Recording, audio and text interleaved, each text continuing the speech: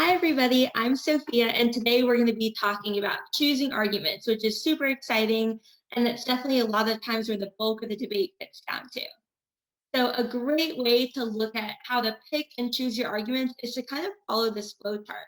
So, you can ask yourself a lot of things. So, maybe if the other team dropped some arguments or didn't answer and understand your arguments as well, those would be some good arguments to go for. And then another way to look at it too is that if you have some arguments that you really like and understand really well, then those are also good arguments to focus on. So that's one way to look at it, but another way I like to look at it is to break it down into these four steps. So to evaluate, look for clash, which is so important in debate, choose what your strengths are, and then to mirror the other team and go for the argument. So the first one is to evaluate. You guys know these are just quick reviews. So as affirmative, you've got your offensive argument. So that's things related to your plans. You've got advantages, solvency, harms, inherency, anything that relates to the case. And then evaluating your negative arguments. Your offense when you are negative are your disadvantages, your counter plans, and critiques. A lot of times you'll also hear that as off case. And then also if you make a turn, that can also be considered your offense to go for in the round. So something that's really important to keep in mind when you're evaluating your arguments is that you want to make sure that you are going for what is your offense. So when you're negative, it's really good to read impact defense against a case, but that doesn't necessarily make it your own offense. All right, so the next step is one of the most important, in my opinion, and that's that you want to look for clash in the debate. So I know we talked a little bit earlier about how it's important to go for arguments that you feel really comfortable with, and that definitely stands true. But you definitely want to make sure that there's clash in the debate. I like to do this by looking at my flow, and where I see arguments in different colors that are right next to each other, that's how you know there's some good clash in the debate. Sometimes what happens is teams like certain arguments, and even though the debate might not naturally be heading in that direction, they still choose those arguments, and therefore there's not any clash and this direct competition in the debate. So just try and look at where your other team is spending time on, and you want to make sure that you are focusing on that too.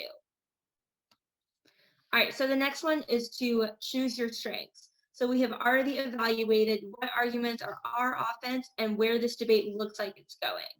So after you do that, you want to figure out what you're really strong at. So this kind of goes back to that flow chart. See what the other team did not do as well and what they did not answer.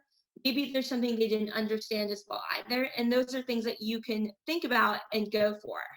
And then, of course, if there's an argument that you really, really like or something you feel so strongly about, especially if the other team dropped an argument, that's definitely something you also want to go for. I also like to tell people that if you make an argument in one of your constructives and you see your judge kind of give you a head nod and they maybe smile and write it down on their flow, that's another thing to keep in mind. That falls in their judge adaptation. That might be an argument your judge actually really, really likes, and in the back of their mind, they're thinking, oh, I hope this debater goes for that argument later on in the rebuttals. And then just always make sure that when you're choosing your strengths, you're comparing impact quality, not just between your impact and the other team's impact, but maybe if you are running multiple, for example, if you run two disadvantages, you might want to compare both of your own impacts and choose one to go for as you get farther on in the debate. All right, so the fourth step is to mirror. And I always tell people that you want to allocate your time effectively. And by this, we can mirror the other team. And this often goes back and forth and takes some debating and some experience to really get used to. But I like to think of it as if the other team spends so much time on a certain argument, then you know that that's an argument that they're going to be going for as we get later in the debate. So because they spent so much time on that argument, you should try and spend some more time on that argument too. You don't necessarily have to spend that exactly equal amount of time on that argument, but it's definitely somewhere that you should focus on.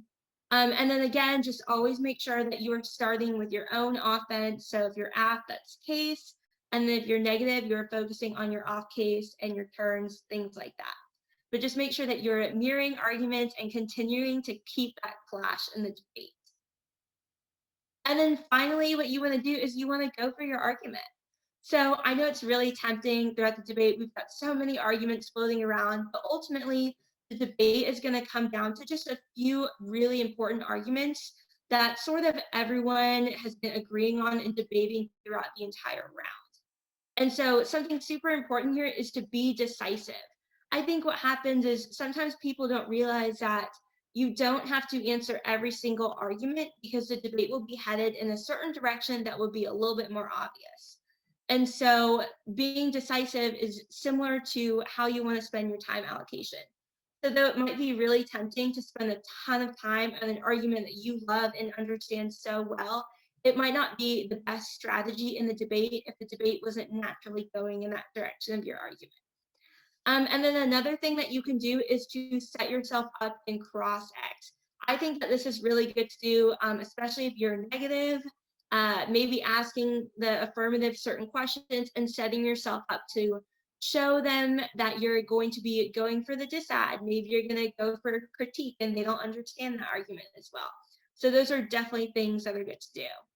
And then strengthening arguments that you chose, especially when we talked about comparing not just your impact and the other team's impact, but both of your impacts and which one is better for you to go to. I think Mr. T is great.